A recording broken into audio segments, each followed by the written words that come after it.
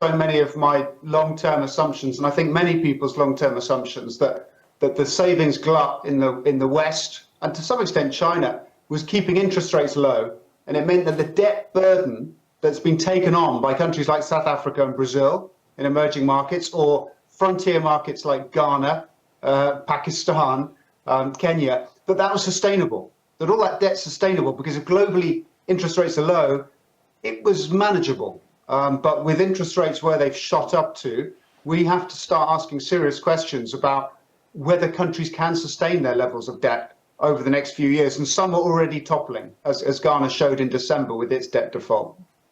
We'll get to those interesting questions. One of the other things we were talking about outside of inflation and interest rates was what is happening in China.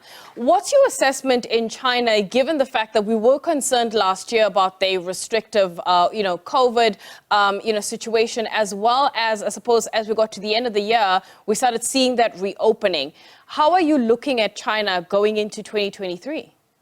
There's two stories. There's the short-term story, which is COVID.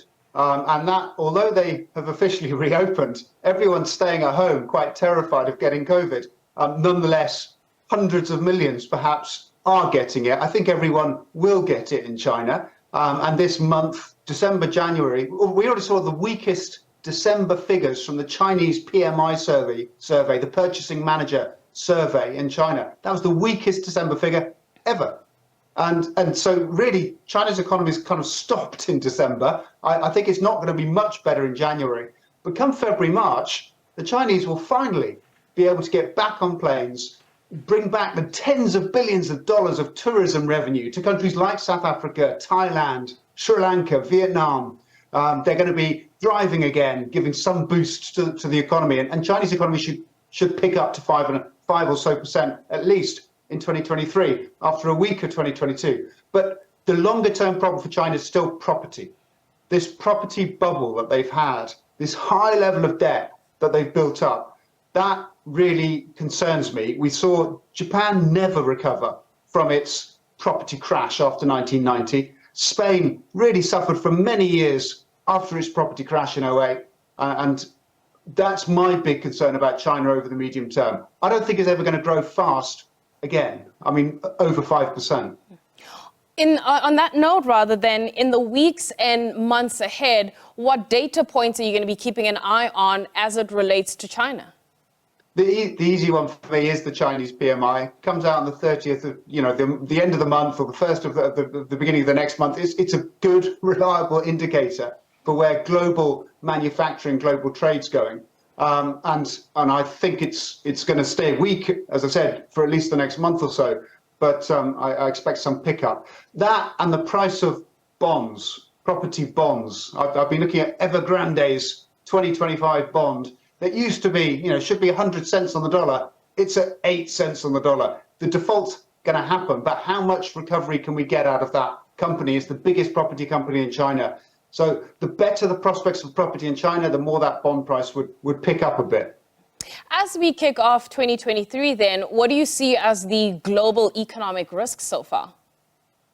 It's all about US inflation. It's all about how quickly that can come down. And if it doesn't, and European inflation to some extent too, if it doesn't, we're going to have this prospect of high rates and us having to reevaluate. Can countries with 80% of GDP in debt or more, like Brazil or South Africa, how are they going to get through the next few years? Are we going to see tax rises? Are we going to see cuts in spending by governments? Is that going to worsen politics and make elections, the next elections even more concerning? We've seen a shift to the left in Brazil.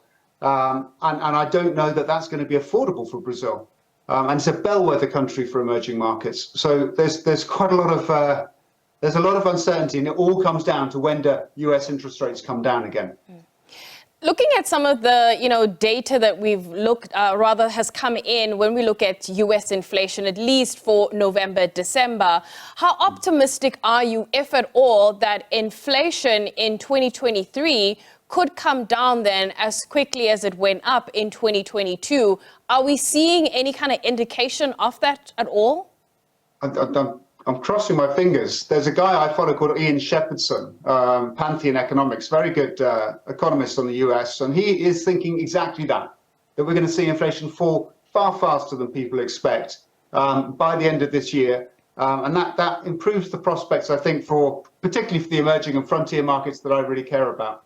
How confident am I? Not very.